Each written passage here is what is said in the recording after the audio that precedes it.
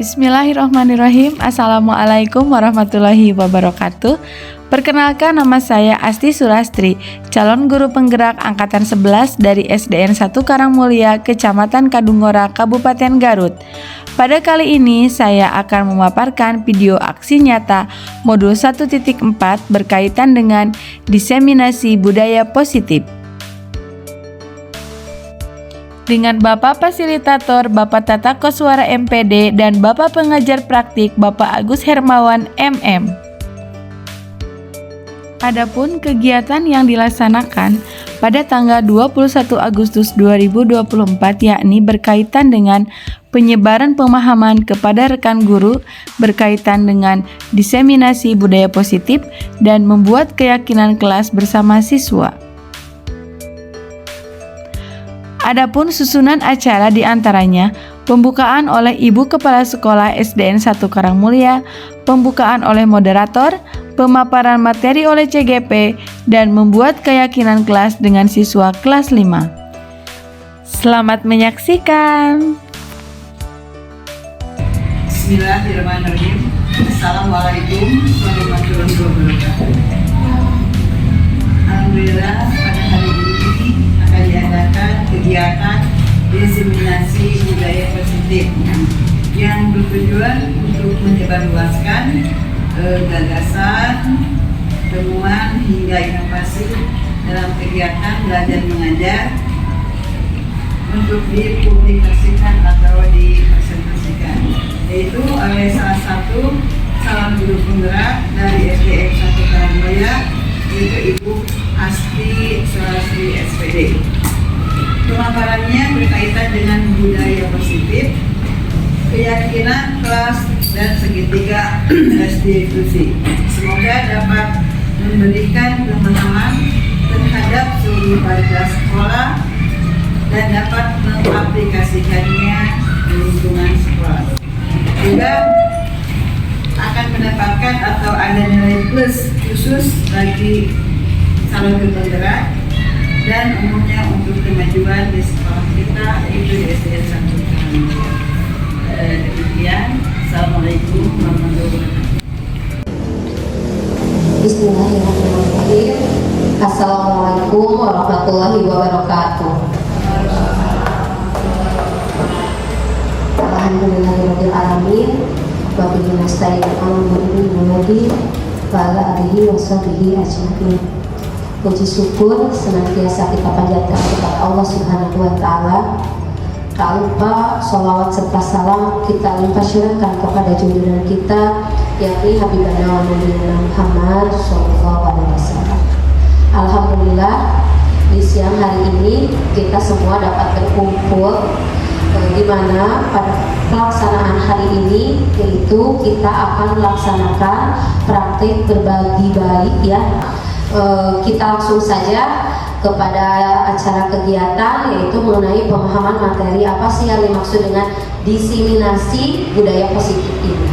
Ke waktu dan tempat saya persilakan kepada Ibu Asti Surastri. Bismillahirrahmanirrahim. Assalamualaikum warahmatullahi wabarakatuh. Waalaikumsalam warahmatullahi wabarakatuh. Alhamdulillahirrabbilalamin. Wassalatu wassalamu ala asrofil anbiya'i wal mursalin wa ala alihi washabihi ajma'in, amma ba'du.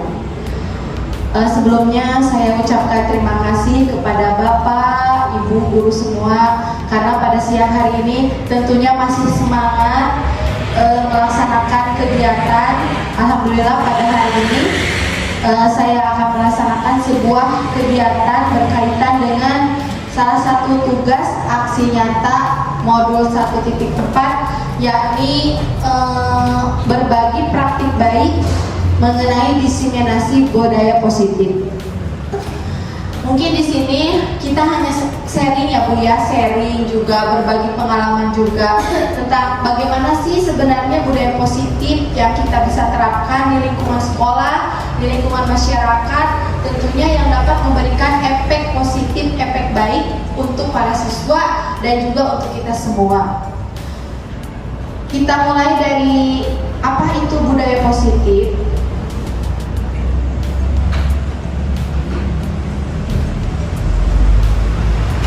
Dimulai dari latar belakang aksi nyata Nah, budaya positif di sekolah itu berupa nilai dan kebiasaan di sekolah yang tentunya berpihak pada murid agar mereka itu dapat berkembang menjadi pribadi yang kritis, penuh hormat, tanggung jawab sesuai dengan profil pelajar Pancasila. Nah, di sini bagaimana sih pembelajaran yang berpihak pada murid? Di sini pembelajaran yang berpihak pada murid itu yakni kita sebagai guru dapat menggali potensi, keunikan, bakat yang ada dalam diri anak, kemudian kita salurkan bakat anak tersebut sehingga anak tersebut dapat mengembangkan potensi yang ada dalam dirinya. Nah, tentunya anak nanti menjadi pribadi yang kritis. Kritis di sini seperti apa? Kritis di sini mampu menganalisis, mampu juga untuk mengevaluasi, memberikan masukan pendapatnya terhadap sesuatu hal yang dia miliki. Misalnya dia memiliki sebuah ide, dia memiliki sebuah pemahaman, dia bisa mengungkapkannya. Lalu kita sebagai guru tentunya harus berpihak pada murid. Berpihak pada murid di sini kita harus dapat tentunya mengapresiasi, memfasilitasi siswa tersebut sehingga pemahaman bakat yang ada dalam diri siswa tersebut dapat dikembangkan. Dan tentunya penuh hormat.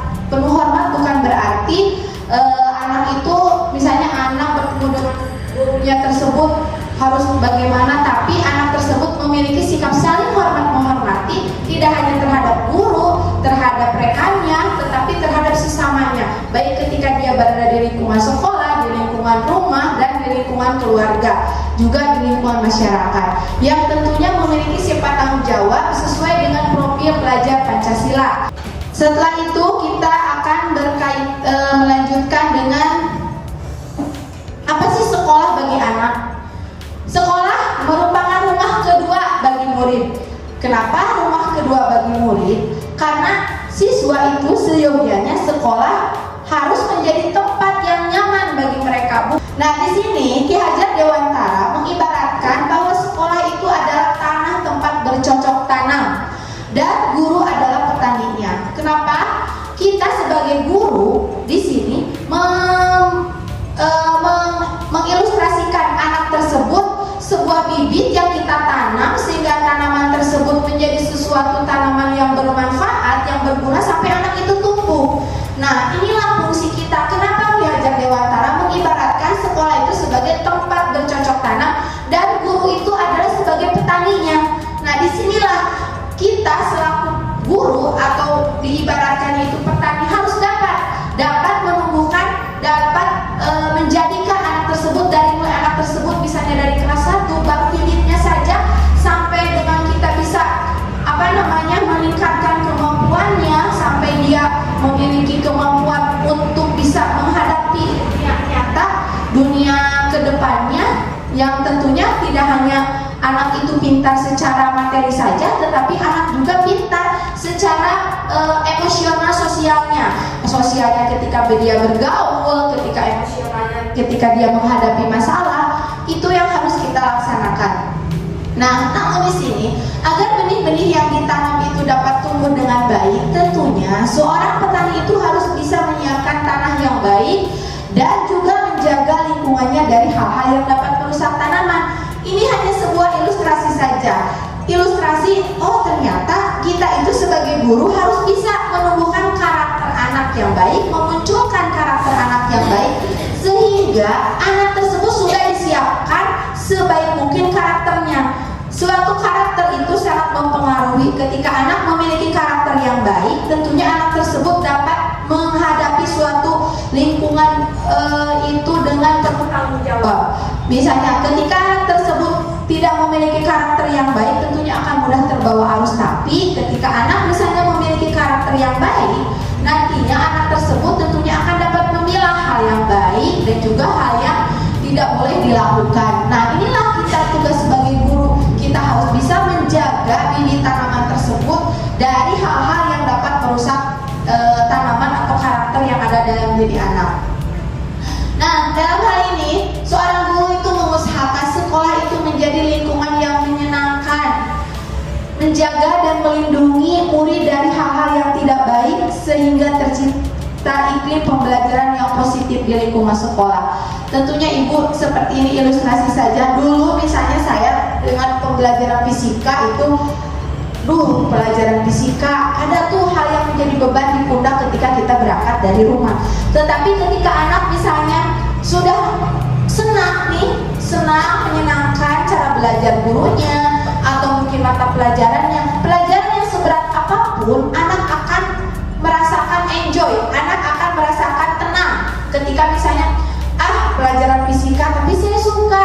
Jadi pelajaran yang berat pun akan terasa senang, akan terasa mudah ketika anak memiliki lingkungan sekolah yang menyenangkan. Nah, itulah tugas kita sebagai guru tentunya untuk dapat menjaga, menyenangkan dan melindungi murid dari hal-hal yang tidak baik sehingga iklim pembelajaran tercipta di sekolah sebagai iklim pembelajaran lingkungan yang positif. Nah, di sini bagaimana kita sebagai guru tentunya untuk dapat menciptakan lingkungan belajar yang positif. Ada beberapa dalam menciptakan lingkungan belajar yang positif yang perlu dilakukan berupa pembiasaan-pembiasaan yang dapat menggiring siswa pada pemenuhan keyakinan akan nilai-nilai kebajikan. Alhamdulillah, kegiatan pembiasaan seperti sholat duha, literasi, embun pagi, terus kamis manis bersih yang kita laksanakan di sekolah ya, itu akan menjadikan lingkungan belajar yang positif karena adanya pembiasaan dalam diri siswa tersebut. Ketika siswa sudah memiliki kebiasaan tersebut, sudah biasa melakukan pembiasaan yang positif, maka walaupun siswa tersebut misalnya sudah lulus di tingkatan SD, SMP, SMA akan terus terbawa alur tersebut karena sudah menjadi pembiasaan yang ada dalam dirinya. Kan ada peribahasa bisa itu karena biasa. Nah, ini juga seperti itu, Bu ya. Nah, dari pembiasaan tersebut akan terciptalah budaya positif di sekolah. Nah, ternyata yang melatar belakangi budaya positif di sekolah itu adalah kebiasaan yang kita laksanakan terhadap siswa. Dengan kita bisa berkolaborasi dengan siswa, menciptakan lingkungan yang menyenangkan, melaksanakan pembiasaan kepada siswa dalam hal-hal yang kebiasaan yang baik yang akan memunculkan lingkungan belajar yang positif. Nah, nilai-nilai kebajikan yang saat ini ingin dicapai dalam kurikulum adalah karakter profil pelajar Pancasila. Seperti kita ketahui karakter profil pelajar Pancasila ya. Nah, dengan membentuk budaya positif di sekolah, diharapkan dapat membentuk karakter profil pelajar Pancasila dalam diri siswa. Namun di sini guru juga berperan sebagai motivator dan inspirator. Kita sebagai guru harus bisa menjadi seorang yang motivator dan inspirator dalam menumbuhkan budaya positif, sehingga nantinya guru akan menjadi ingarso sungtulodo ingmadia mangunkarsa tumuri handayani sesuai dengan apa yang diutarakan oleh Ki Hajar Dewantara ya. Ingarsa sungtulodo dan menjadi agen transformasi perubahan. Harus dapat menciptakan agen transformasi perubahan dalam dunia pendidikan. Karena dalam menciptakan budaya positif, tentunya guru tidak bisa sendiri. Guru harus berkolaborasi. Berkolaborasi dengan siapa? Dengan semua warga sekolah. Dengan guru, dengan semua warga sekolah, baik dengan orang tua murid, baik dengan siswanya sendiri, baik dengan rekan, dengan kepala sekolah. Karena apa? Karena ketika kita sudah mampu berkolaborasi, menciptakan suatu kolaborasi yang apik, disinilah peran dari kita sebagai guru dalam menciptakan ekosistem sekolah. Dalam hal ini tentunya kita memerlukan kepala sekolah, rekan-rekan guru, murid, dan melibatkan orang tua murid dan masyarakat sekitar. Karena ini merupakan satu kesatuan yang utuh ketika kita bisa menciptakan suatu ekosistem pembelajaran yang positif di lingkungan sekolah.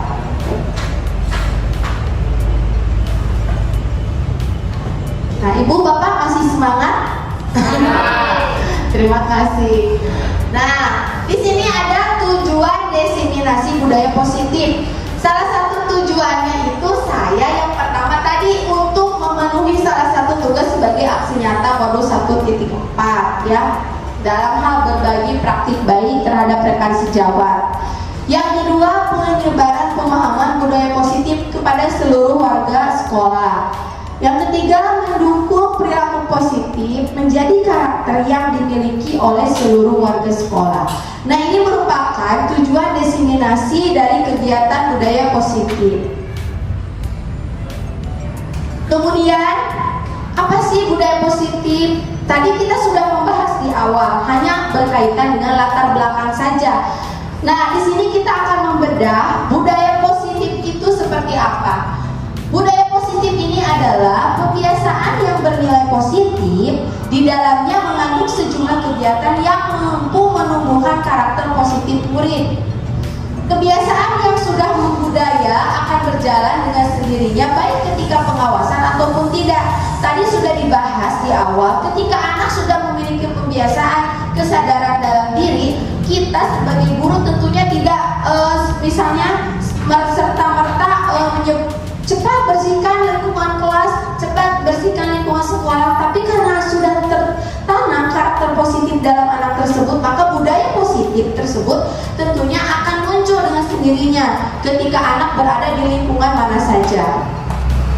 Nah, kebiasaan, oleh karena itu perlu adanya motivasi intrinsik dalam diri setiap warga sekolah. Nah, kita itu tentunya harus terus memberikan semangat, motivasi, bahkan mungkin rewardnya seperti apa? Rewardnya berupa penghargaan. Anak senang ketika misalnya kita, oh bagus sekali pekerjaanmu, hanya kata seperti itu, tetapi anak sudah dalam hatinya, oh saya sudah merasa dihargai nih oleh ibu guru.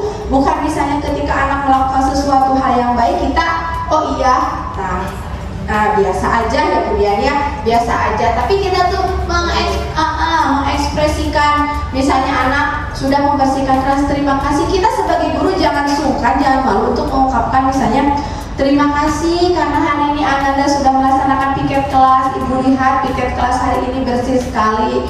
Terima kasih, semoga menjadi contoh misalnya untuk teman-teman yang lain. Itu sudah menjadi hal yang positif di benak anak, sudah menjadi kebanggaan walaupun mungkin tidak berbentuk sebuah materi, tetapi justru hal tersebutlah yang menjadi motivasi internal yang akan motivasi intrinsik bagi diri siswa.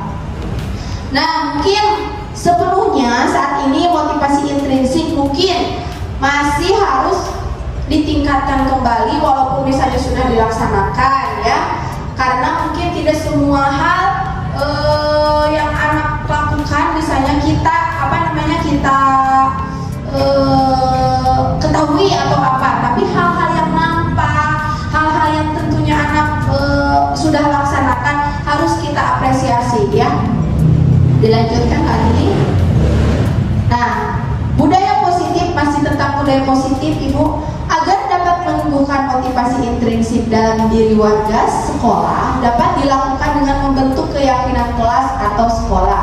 Nah, keyakinan kelas atau sekolah ini dilaksanakan ketika kita memulai sebuah pembelajaran. Kita ketika sudah memiliki keyakinan kelas atau kesepakatan sekolah, dapat memahami dan menghayati nilai-nilai kebajikan yang mereka yakini. Selain itu juga untuk menumbuhkan motivasi intrinsik dapat dilaksanakan dengan menggunakan segitiga restitusi. Nah, segitiga restitusi dan keyakinan kelas ini akan dibahas pada slide berikutnya. Jadi kalau untuk restitusi ini adalah proses menciptakan kondisi bagi murid untuk memperbaiki kesalahan mereka. Jadi ketika kita mengetahui anak memiliki hal yang salah, jangan langsung kamu itu salah, kamu itu kenapa melakukan hal seperti itu. Itu tentunya akan membuat anak terngiang-ngiang. Ibu, kenapa ibu tidak mendengarkan dulu penjelasan saya? Padahal ada hal di balik itu, kenapa hal itu terjadi. Nah, itu berkaitan nanti dengan segitiga restitusi. Kita masuk ke konsep utama modul budaya positif. Nah, di sini kita sudah membahas berkaitan dengan perubahan paradigma belajar, terus disiplin positif, kebutuhan dasar manusia, perilaku motivasi perilaku manusia, posisi kontrol restitusi, keyakinan kelas, segitiga restitusi, dan penutup. Nah, ini adalah hal-hal yang akan kita bahas dalam budaya positif.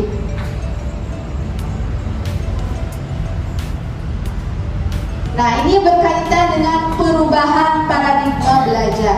Pasti perubahan paradigma belajar ini kebijakan. Nilai-nilai kebijakan di sini merupakan sifat-sifat manusia yang ingin dicapai setiap individu. Ada beberapa nilai-nilai kebijakan. Yang pertama ada keadilan, yang kedua tanggung jawab, yang ketiga integritas, rajin, bersyukur, kasih sayang, komitmen, dan juga percaya diri. Ini ada nilai-nilai kebijakan. Peduli, rajin, integritas, dan rasa hormat. Tentunya peduli. Peduli akan apa? Keterus-terangan, kebersihan, komitmen. Seperti ini. Rajin, integritas, dan juga ada rasa hormat, ya.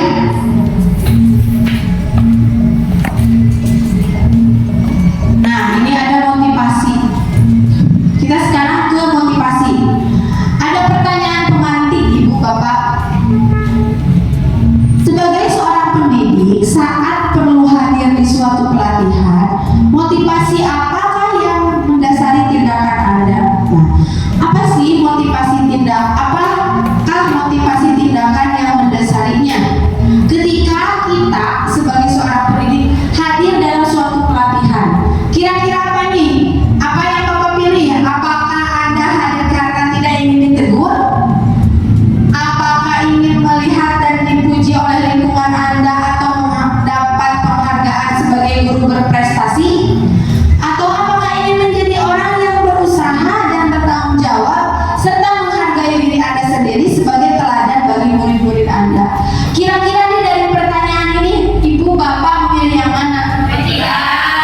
Nomor 3. Jadi yang nomor 3 ya Pak ya. Bu, apakah ingin menjadi orang yang berusaha dan bertanggung jawab serta mampu menghargai diri sendiri sebagai teladan bagi murid-murid? Nah, inilah yang harus menjadi motivasi kita sebagai seorang pendidik ketika kita misalnya hadir dalam suatu pelatihan. Jadi ketika misalnya kita ditugaskan untuk mengikuti sebuah pelatihan, inilah yang harus menjadi motivasinya. Ingin berusaha dan bertanggung jawab, menghargai diri sendiri sebagai teladan bagi murid-murid kita, ya. Itu dasar dari sebuah motivasi. Nah, di sini ada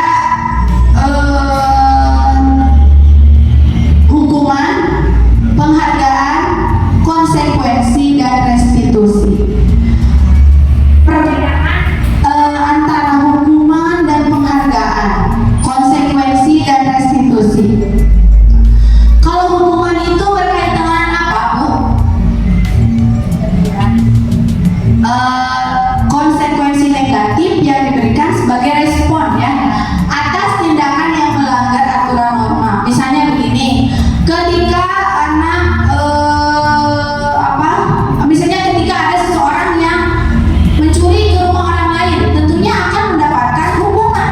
Kenapa mendapatkan hukuman? Itu sebagai bentuk konsekuensi dari respon tindakan yang melanggar aturan atau norma, ya.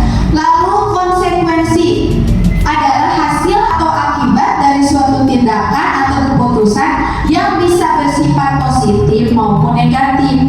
Di sini misalnya konsekuensi ketika anak membawa tempat minum anak disimpan, kemudian dia tidak sengaja menjatuhkannya dan anak tersebut membersihkan lantai tersebut. Itu termasuknya ke dalam konsekuensi. Kenapa konsekuensi bukan hukuman?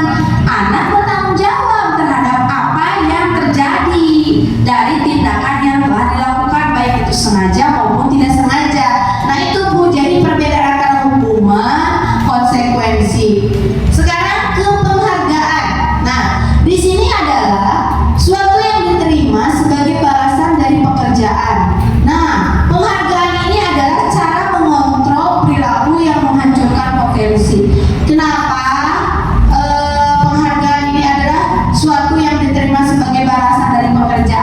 ketika misalnya anak atau baik anak ataupun kita memiliki melaksanakan suatu hal baik, hal bagus, nah tentunya akan mendapatkan sebuah penghargaan.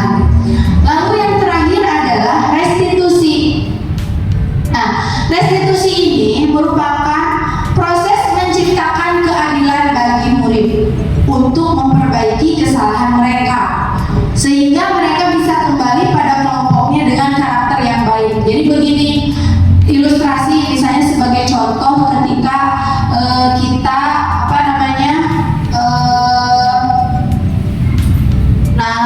menemukan anak yang misalnya hari ini anak tersebut tidak sekolah atau sering kesiangan, kita bisa melaksanakan apa yang pertama, tentunya validasi tindakan dulu ke anak tersebut. Validasi tindakannya bertanya, kenapa sampai bisa kesiangan, kenapa tidak mengerjakan tugas. Kita cari dulu, kita harus jangan pernah kita bicara di depan orang banyak ketika anak dalam suatu misalnya, kenapa kamu tidak mengerjakan PR, kenapa kamu kesiangan, menghakimi di depan orang, karena itu akan menjatuhkan mental anak. Kita ajak anak tersebut, kita rangkul anak tersebut, kita bicara secara tatap muka berdua, jadi tahu, oh ternyata seperti ini. Anak juga tidak akan malu untuk mengungkapkan apa sih yang menyebabkan misalnya anak tersebut melakukan hal tersebut. Nanti untuk restitusi akan dibahas lagi di slide berikutnya. Kita ke konsep disiplin dengan identitas gagal. Ada berupa konsep identitas gagal sebenarnya yang berupa hukuman. Kenapa hukuman itu termasuk ke dalam konsep disiplin dengan identitas gagal? Karena dengan hukuman akan menyakitkan. Betul tidak Ibu Bapak? Ketika kita mendapat hukuman, hukuman jadi hati, istilahnya sakit hati, tidak nyaman. Tidak nyaman apa? Karena lingkungan sekitar itu menghakimi. Ketika anak mendapat hukuman, kamu ke depan berdiri kaki angkat satu misalnya, kan dari anak-anak yang lain tentunya itu kenapa seperti itu ya. Lalu takut, jadi takut anak itu ketika misalnya bertemu kita atau melakukan kesalahan, jadi dia akhirnya tidak akan jujur karena takut itu. Jadi perasaan takut yang sudah dimilikinya membuat anak tersebut tidak jujur. Lalu memaksa, jadi seolah paksaan. Ketika anak dipaksa, jadi materi apapun atau kegiatan apapun, ketika anak tersebut merasa terpaksa akan menjadi beban dalam diri anak tersebut. Nah, lalu siswa menyembunyikan kesalahan. Mau siswa mau anak di rumah, ketika kita anak sudah menghadapi suatu hukuman, misalnya anak sudah pernah dihukum, pastinya anak tersebut akan merasa ini ada kesalahan, sembunyikan saja. Dia tidak mau jujur karena apa? Takut. Karena tadi ini hukuman ini berupa konsep disiplin dengan identitas yang akan gagal. Anak bukan berhasil ketika kita mencaci maki, mencerca, tapi akannya apa? Disiplinnya itu akan menjadi gagal dan akan rendah diri ya. Jadi akan rendah diri, belum apa-apa sudah dalam hatinya merasa minder, merasa tentunya tidak percaya diri ya, karena ada hukuman tersebut. Tapi ketika kita memberikan penghargaan itu jangan salah ya, penghargaan itu ada minusnya. Kenapa? Ketika penghargaan itu tidak efektif. Kenapa tidak efektif? Bukan anak yang sudah berprestasi harus dapat penghargaan, tapi ketika anak tersebut mendapat penghargaan, mungkin ada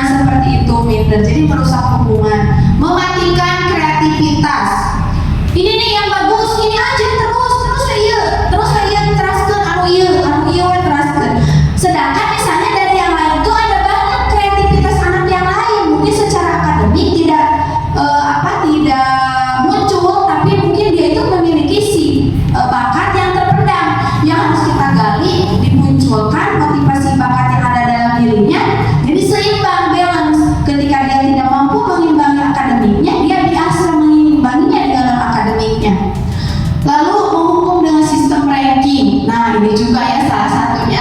Tapi kita sekarang masih memakai ya sistem ranking, walaupun misalnya ranking itu ada plus minusnya. Plusnya tentunya menjadikan motivasi untuk yang lain, terus memberikan penghargaan kepada siswa ya.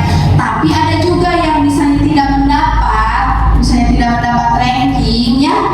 Jadi ada perasaan, wah bagaimana nih saya emang nggak dapat ya, seperti anak itu. Nah ini menghargai itu ada dengan identitas gagal dan merampas hak menghargai dirinya.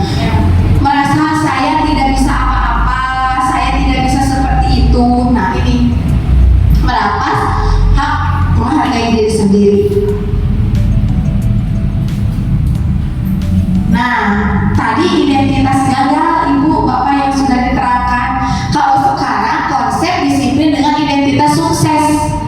Seperti apa konsekuensinya? Disiplin dengan identitas sukses itu ada konsekuensinya. Yang pertama, penguatan jangka pendek, perlu monitoring berkelanjutan, lalu stimulus respon, dan siswa menghormati peraturan kehilangan waktu untuk merenungi kesalahan. Lalu restitusinya bagaimana? Murid bertanggung jawab untuk perilakunya.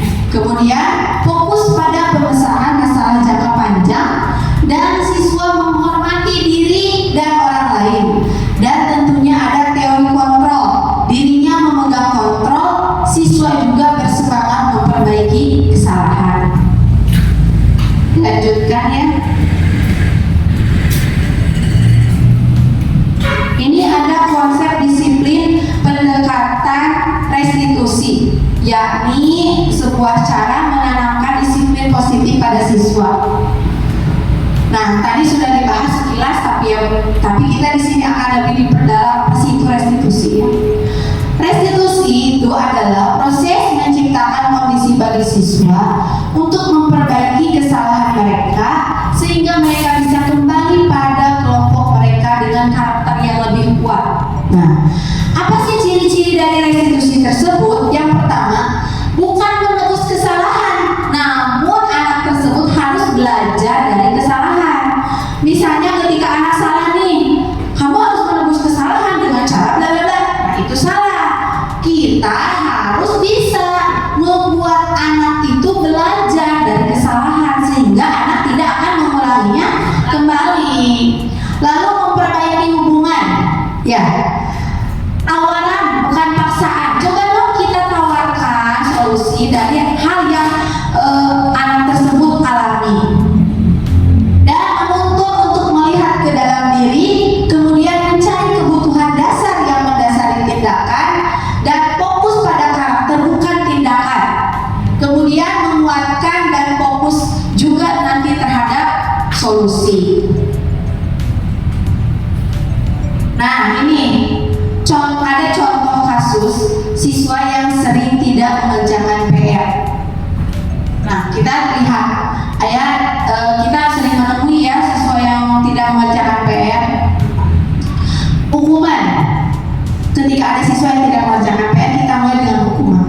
Guru menghukum siswa tersebut dengan contohnya hormat pada bendera.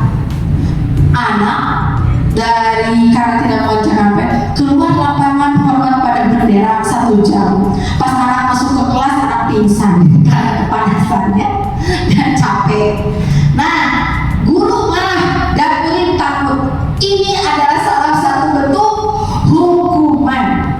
Berbeda dengan konsekuensi. Kalau konsekuensi, guru memberikan PR, konsekuensinya ketika anak tidak mengerjakan PR, saat istirahat dikerjakan 5 kali lipat.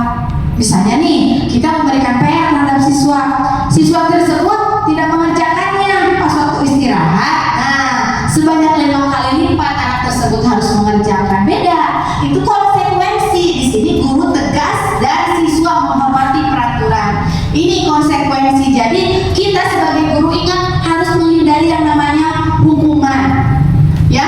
Tapi kita bisa lah. Kamu misalnya tidak mendapat hukuman, tapi konsekuensi apa sih yang kamu dapatkan ketika kamu tidak mengerjakan PR?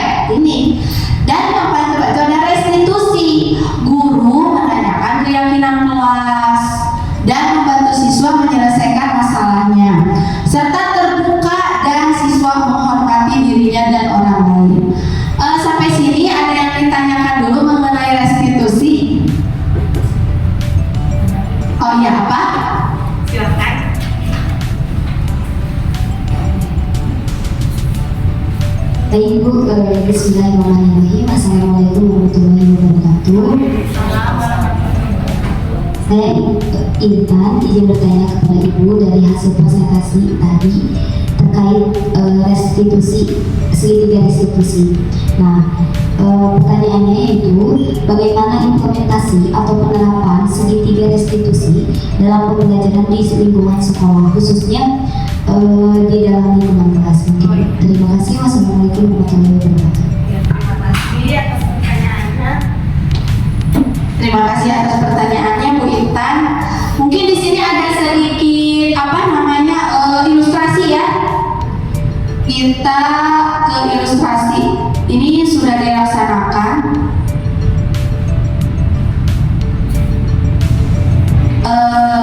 Maaf ya Ibu, Bapak ini masih loading ya. Berkaitan dengan segitiga restitusi yang telah dilaksanakan.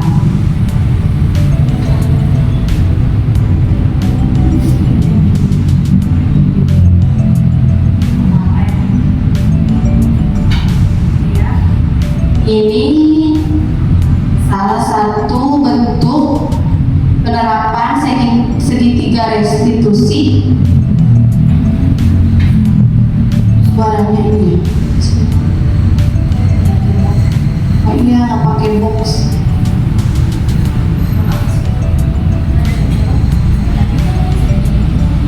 Yang mana?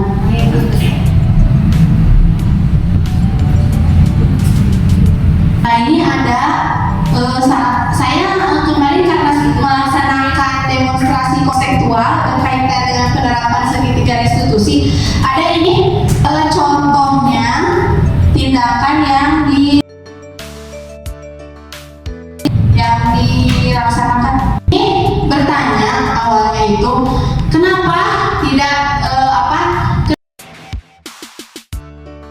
kesiangan. Ini berkaitan dengan validasi tindakan yang salah. Kita tanya dulu kenapa sih sekolahnya itu sering kesiangan? Bahwa dia itu kesiangan karena malamnya sering main dan tugas. Nah, setelah itu ini orang kecil setelah ke sekolah, keyakinan kelas apa yang anak itu lakuin waktu. Terus kita tanya kembali, apakah ketika misalnya kembali? Tidak. Nah, kita berikan misalnya ketika anak tersebut terlambat ke sekolah, kita bisa memaklumi, tetapi mengulangi kembali dan tentunya anak tersebut dari sekolahnya tidak kesiangan. Itu mungkin Ibu salah satu contohnya. Bagaimana dapat kita kembali ke materi ya.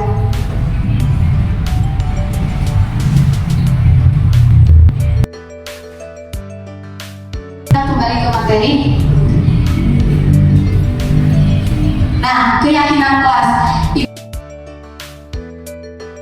Apa sih itu keyakinan kelas? Keyakinan kelas itu merupakan suatu kesepakatan yang harus dilaksanakan oleh siswa. Sudah membuat kesepakatan kelas seperti di sana. Selalu menjaga kebersihan, disiplin, tolong menolong, berbicara. Salah satu kesepakatan kelas yang harus dilaksanakan oleh siswa. Kelas, apanya peraturan kelas kira-kira ada? Silakan. Kenapa tidak? Kenapa keyakinan? Arti dari keyakinan dengan peraturan itu berbeda. Kalau peraturan itu dibuat oleh orang lain terpaksa. Kalau keyakinan dibuat sendiri dan ketika melanggar sadar untuk terpaksa. Terima kasih Ibu, luar biasa sekali ya. Nah itu perbedaan antara peraturan dan keyakinan. Kalau peraturan itu kesannya sepakati bersama, jadi harus dilaksanakan. Terima kasih Ibu. Berkaitan dengan mengapa saat mengendarai kendaraan bermotor, kenapa kita harus memakai helm ketika kita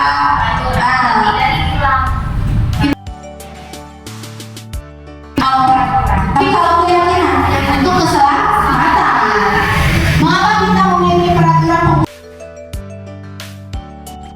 Itu berkaitan dengan apa Ibu? Bapak?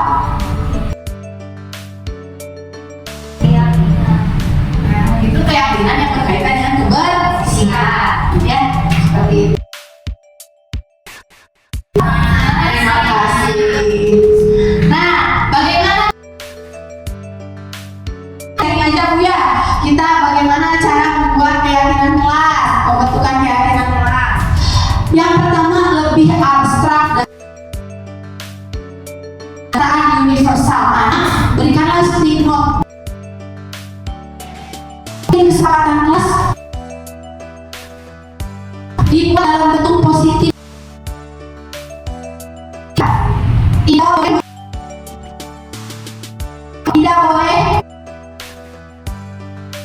tidak dan jangan. Itu misalnya tidak boleh dan tepat waktu, seperti itu. Tidak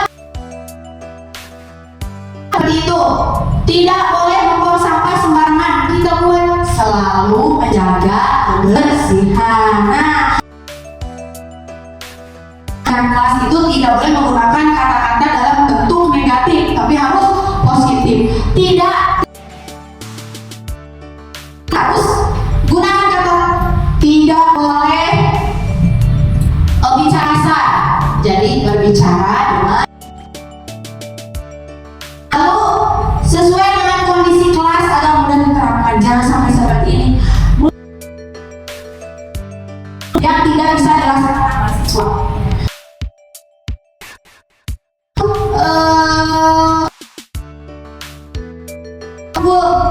Ke sekolah itu tentunya akan jauh ya. Nah, cukup disiplin tepat waktu. Jangan begini, yang buat ibu guru saja sendiri yang anak-anak kegiatan kelas dilaksanakan ya. Nah, tidak seperti itu. Anak-anak coba nih, anak-anak dari kelompok ini sarannya apa, dari sudah itu diambil. Kalau misalnya ada yang sama, dibuatlah menjadi kesepakatan kelas. Terus keyakinan kelas, kegiatan keyakinan kelas, diskusi, merumuskan peraturan menjadi yang di tembok kelas. Jadi tempel tembok kelasnya seperti jadi biar semua anak. Nah, ini ada contoh keyakinan kelas. Keyakinan kelas 5. Yang pertama, selalu bersikap positif dan menjaga diri. Apa itu teh? Menjadi diri yang lain serta barang miliknya, lalu berkomitmen terhadap setiap tugas. Untuk contoh keyakinan kelas, tentunya contoh keyakinan kelas ini harus dirasakan pihak oleh yang membuatnya. Nah, ada restitusi. Posisi kontrol restitusi itu ada posisi rasa bersalah, teman, pemantau, dan manajer. Oke, kita ibu jangan, bagaimana ibu sih yang membuat rasa bersalah? Adi, kamu ini bagaimana? Sudah berjanji dengan ibu ini memberikan kata-kata yang aduh, saya merasa bersalah, barusan terlambat. Ini berupa posisi kontrol. Lalu dari tadi membuat rasa bersalah. Nah, apa tak mengecewakan? Kamu menjadi orang yang gagal. Kenapa? Ibu jangan sedih, jadi sedih karena saya terlambat datang. Ini halus, tapi lebih berbahaya dari pemukul. Tidak seperti murid dengan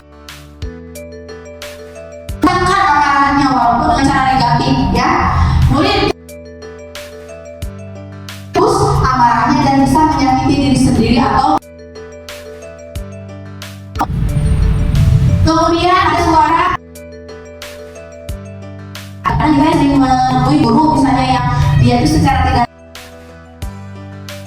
keadaan ini dari mana? Paling kita kan jadi malu ya, secara tidak langsung seperti itu. Nah ini posisi kontrol maksudnya, bukan buat waktu sudah terlambat datang sekolah. Tapi dengan hatinya itu rasa bersalah itu pernah ya? Posisi kontrol, nggak ada suara ya? Kasihan, kami bertanda. Padahal dia itu sedang memberikan perasaan murid dengan guru seperti itu. Ini jadi cermin buat kita ya. Nah, murid akan merasa senang dan akrab. Kalian ya kalau misalnya ada yang kesiangan, kan isian tapi kan anak menjauh. Pak, sakit Pak, iya. Teman dengan murid, anak tersebut happy. Padahal secara tidak langsung guru tersebut sedang menghibur ya. Berbeda dengan yang tadi. Mengandalkan guru tersebut. Seperti itu ya. Kita lanjutkan dengan memantau posisi. Misalnya bertemu dengan guru yang rada suara datar, bahasa tubuh ya, tegak teh, aku serius. Pak ini kita mulai. Tahu Pak, maaf Pak, terlambat Pak. Mantau seperti itu.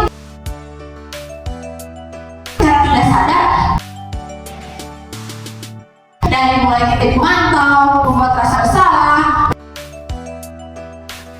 Dan dari karena yang kita mah tidak bisa menilai, orang lain yang bisa menilainya. Si bapak serius, tapi baik baca. Seperti itu ya. Nah, kenapa kamu terlambat?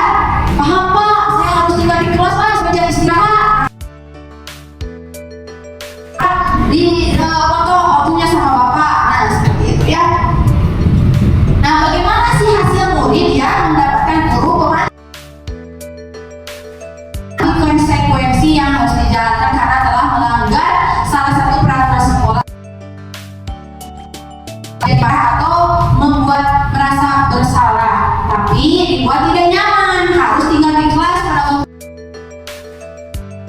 sampai jam berapa. Itu ya, tapi guru tersebut tetap harus memantau. Kamu jangan istirahat, Bapak. Anak tersebut tinggal kelas. Nah, ini adalah posisi manajer ya. Nah, jadi ini Bu, Bapak. Posisi yang harus kita miliki, yakni posisi manajer. Begitu manajer tekan bawahnya. Nah dan sekarang tulus, bahasa tubuh tidak kaku, mendekatimu. Jadi kamu tahu ini jam berapa dimulai sekolah, lalu ya kamu terlambat, kira-kira kamu saya bisa menanyakan teman saya Pak untuk mengajar tulis yang ketiga. Apakah ada tepat waktu sekolah? Tidak Pak, saya tidak bisa hadir tepat waktu. Nah ini yang menghargai murid. Jadi yang harus kita terapkan adalah posisi kontrol manajer, bukan tadi pembuat rasa bersalah ya. Nah ini ada segitiga restitusi ya. Jadi Ibu Bapak masih ingat posisi kontrol apa yang harus kita miliki sebagai guru? Ya, manajer. Nah sekarang yang terakhir materinya mungkin berkaitan dengan segitiga restitusi. Kita harus menstabilkan identitas kita lakukan. Lalu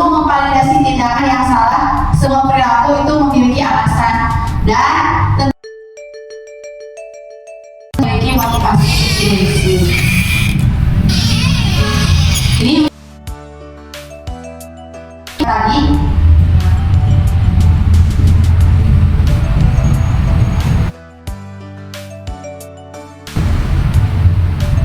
nah kita yang ini aja secara garis besarnya terlibat dalam pertengkaran adu mulut. Dino pun menjadi emosi dan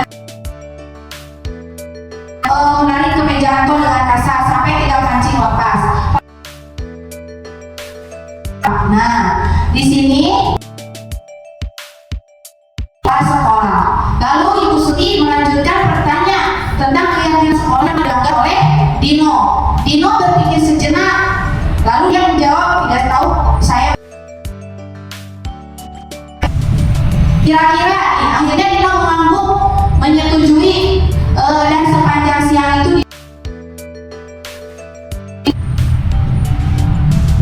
untuk menebus kesalahannya dengan cara apa? Bagaimana kalau Dino tanpa ragu-ragu menanggapi menjahit, padahal Dino tidak tahu bagaimana cara jahit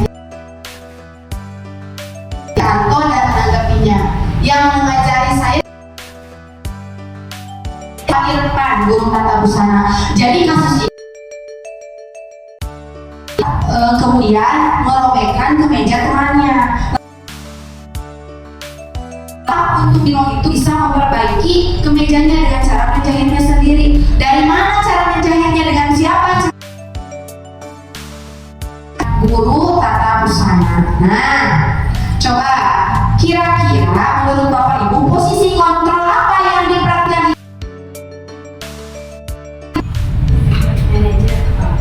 Posisi kontrol manajer.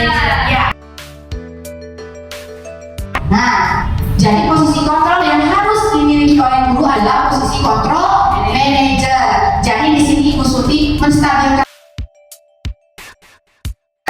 kemudian menanyakan alasannya, menanyakan keyakinan sekolah yang telah disepakati, menjahitkan kembali 3 kancing yang lepas, dan memberikan tanggung jawab menjahit kembali baju Anto ya. Ibu, Bapak, ternyata pemaparan materi positif untuk kali ini telah selesai. Mudah-mudahan oleh saya berkaitan dengan berbagi praktik baik pada kegiatan hari ini dapat bermanfaat untuk Ibu Bapak semua. Saya ini untuk mengajari, tapi kita saling sharing pengetahuan yang telah saya pelajari selama saya melaksanakan pendidikan calon guru penggerak kemarin, dan mungkin dapat diimplementasikan oleh kita semua ya. Untuk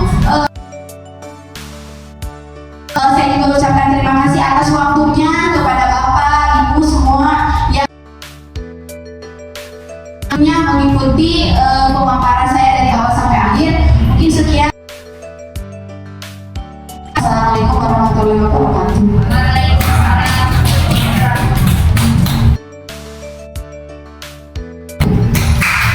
Alhamdulillah untuk materi yang sangat luar biasa ya mengenai BA positif, yaitu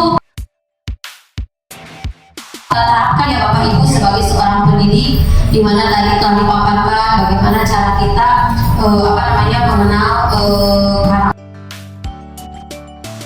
menyelesaikan permasalahan-permasalahan yang ada di sekolah. Pemimpin ya menjadi rekan bagi siswa, posisi-posisi dalam menyelesaikan masalah. Mungkin saya ucapkan terima kasih kepada Ibu Asti yang sudah memberikan kita semua. Semoga materi yang beliau terapkan dalam. Mungkin saya tutup saja. Bilahi taufiq wal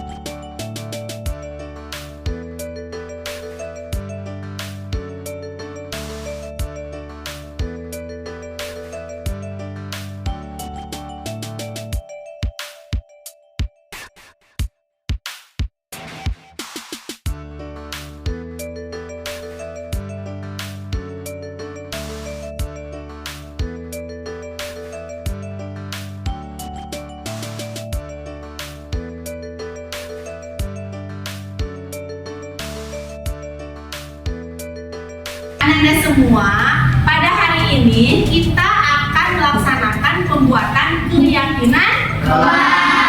Kalau keyakinan kelas itu berarti kesepakatan yang sudah kita sepakati secara bersama-sama.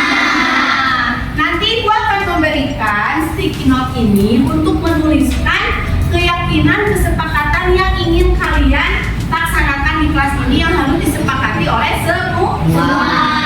Nah, coba kira-kira kesepakatan kelas yang ingin kalian utarakan dari kelompok ini apa? Iya, tidak membuang sampah. Nah, dalam kesepakatan kelas tidak boleh ada kata negatif. Seperti tadi misalnya tidak boleh membuang sampah. Kita ganti tidak boleh membuang sampah itu dengan kata buanglah sampah pada tempatnya. Nah, seperti itu ya. Kalau misalnya kalian nanti tuliskan di sticky note ini. Nah, misalnya kalian itu inginkan apa di kelas ini. Lalu setelah kalian menuliskan, kita tempel di sana ya, di keyakinan kelas 5 di sana. Lalu kita resum. Kalau misalnya ada keyakinan kelas yang sama, kita akan samakan. Jadi tidak diambil semuanya. Misalnya ini tadi buanglah sampah pada tempatnya. Nih ada 5 orang yang menuliskan itu. Kita ambil satu saja. Paham? Paham. Nah, sekarang Ibu akan membagikan sticky note ini. Lalu nanti Ananda semua isi ya. Isi di sticky note ini apa sih yang Ananda ingin tuliskan gitu ya, tentang keyakinan kelas yang akan kita laksanakan.